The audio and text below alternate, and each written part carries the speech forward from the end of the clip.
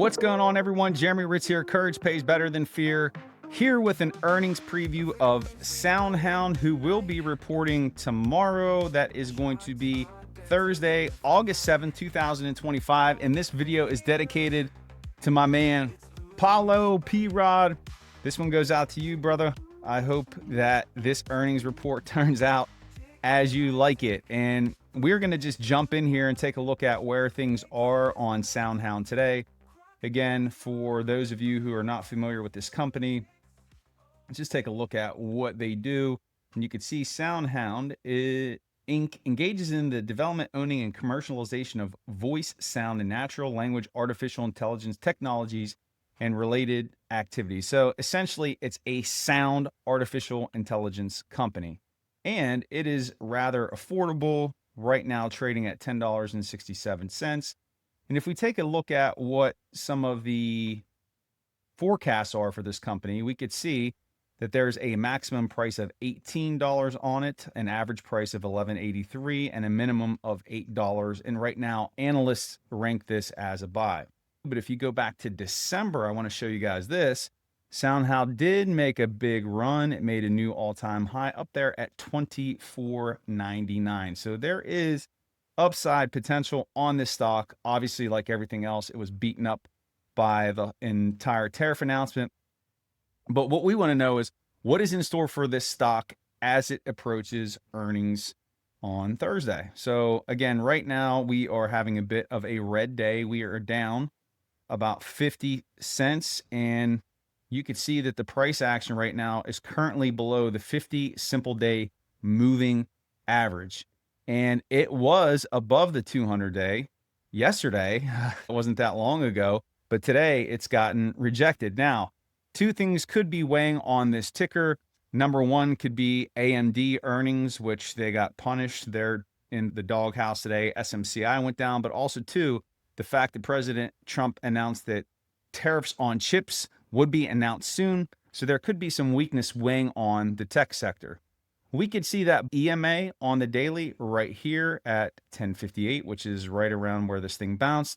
You have the 50 simple moving average on the weekly, and you also have the 100 simple moving average daily support. So there are supports below this, and we can also see we have some thick volume nodes here on our visible range volume profile to protect this thing from an all-out collapse. Now, remember, when you have bad news or negative catalysts, and let's just say they have a horrific report tomorrow, this thing will come down and with some fury. And we'll talk about what both the bull and the bear case are for this ticker on earnings here in a moment. Actually, I lied. Let's do this real fast. I want to point this out. So if you could see here, the bottom of this wick from February 13th, there is an unfilled gap there. And we also had this gap right here from February 12th. And if we mark the bottom of this wick, you could see that SoundHound did fill that gap, but when it did, it got rejected. So that's something that we want to keep in mind as a point of resistance on this ticker. So let's go back through the last couple earnings reports for SoundHound. So let's start here with May 8th. There was still some residual weakness around tariffs, but you could see from the close to the low that next day, we dropped about 8%. So that was a gap down, a W for the bears. And when we come back to February 27th, you could see here was the day that we reported. And so here was our close. And let's come back to the previous earnings report here. This was on February 27th. And so it closed down here at around 922. And it did have a gap up, surprisingly, up 17.57%, $1.62. So that was a gap up and a win for the bulls. And keep in mind, not a massive move. The price actually closed there that day at 1084. Really, the price is around where it is right now. So one win for the bears, one win for the bulls. And this is November 12th, 2024. And we are right here is when earnings were provided. And you could see that was a gap down. So from the close to the next day's close, down 17.61%, a $1.33 move. So 2 out of the last 3 reports, the bears won. Again, not massive moves, but this is not a costly stock. So if anything, we could forecast that tomorrow's move probably won't be bigger than $1.50 in either direction. But let's just keep going back. Let's check here. This was August 8th right here. And let me pull this up. This is when it reported. And so you could see here, the day that it was going to report earnings, it actually moved nicely up to $5.21. But then what happened from that close? This thing dropped, it gapped down, and it dropped 6.66%, 35 cents.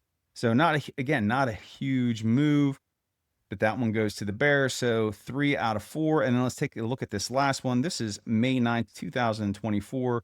Right here's the candle that we're looking at. And from its close to the next day's close, because it did push higher, the gains faded a little bit. We'll give this as a gap up. It went up 35 cents, 7.29%. So it's a weak gap up, but it still is a gap up, even though it faded down.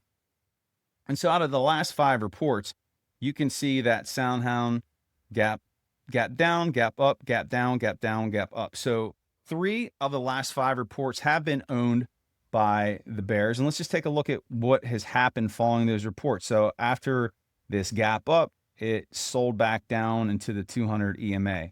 On this gap down here, it sold down to the 200 daily simple moving average. On this gap down right here, we consolidated around that 10 and 20 EMA and then just started this massive run higher. Remember, this is around election time, so that influenced that as well. And if we're looking at February, this was a gap up, pushed it a little bit higher, but then faded its gains and dropped again off tariff weakness. And then if we look at May, this was a gap down, but then it was followed by a nice rebound. So really no true pattern in terms of what occurs after it does report its earnings. So we'll have to see what's going to occur here tomorrow. But again, this is not going to be a huge mover. And because there is weakness surrounding chips right now, because the whole chip sector needs to cool off a bit, I'm going to have a bearish leaning towards SoundHound. Doesn't mean that it can't go higher, because it absolutely can. But because of what has happened with AMD and with SMCI, I think we're going to see some weakness here on this ticker.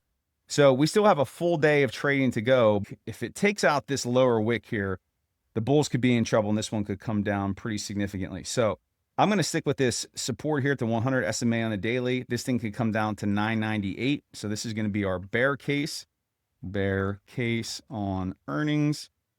So I'm going to put 998. So we're going to keep an eye on this area. Resistance, we have that gap up here that it tried to fill where it got rejected.